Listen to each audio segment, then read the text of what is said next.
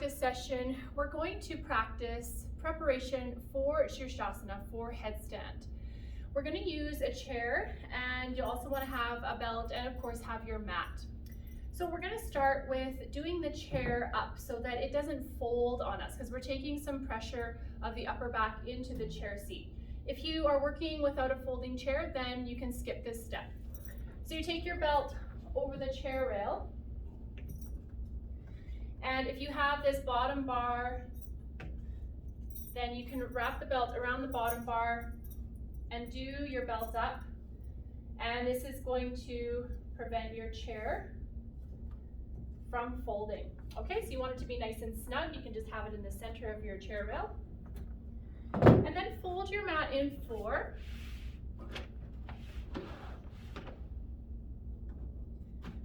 Take your chair back and place it at the wall, and then take your mat and you're going to place it underneath of your chair, so half in, half out.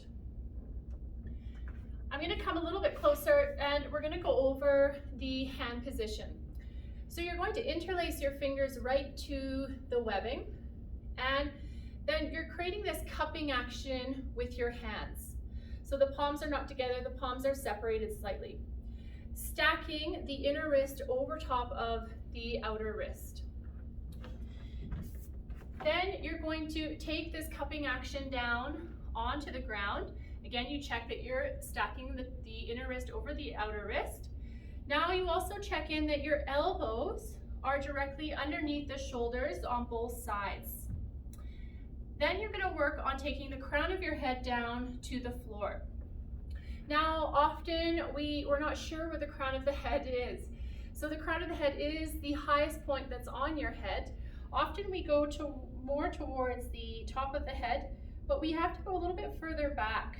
And eventually we want to start working towards going to the crown of the head so that you get this extension in the neck. So once you've got your cupping action, you've got your elbows underneath the shoulders, you've created your tripod. Then you keep the inner wrists again stacked over the outer wrist. You take the crown of the head down, and then you start to move the back of the head into the cupping action of your hands. Now I'd like you to focus on the top shoulders here and also the shoulder blades upper back. So once we're in this position, before we take the sit bones up, we move the shoulders away from the floor up towards the ceiling. So there's this strong action of moving upwards. Then we start to take the shoulder blades into the back and also move the shoulder blades up towards the ceiling. So what that creates is that extension for the neck, so we're not collapsing in the neck. Now we're going to take that into our position here with the chair. You take your hands roughly underneath of the edge of the chair seat. You take your tripod, check in with the inner wrist stacking over the outer wrist, check in with the elbows directly underneath the shoulders, both sides.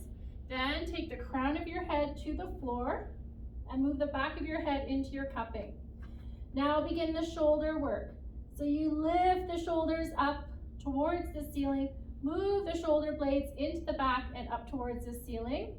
Then curl your toes under, and you start to walk in, lifting the sit bones up.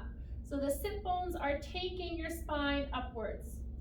Now, you can come and lean into the chair, and you'll feel your upper back into the chair. Now your work is to work the back so much that you start to move the back away from the chair.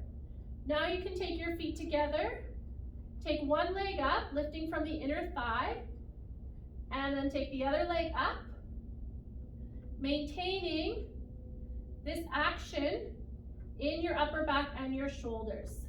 And then you can come down, and we rest, toes together, knees apart, arms forward, forehead down for Adho Mukha Virasana.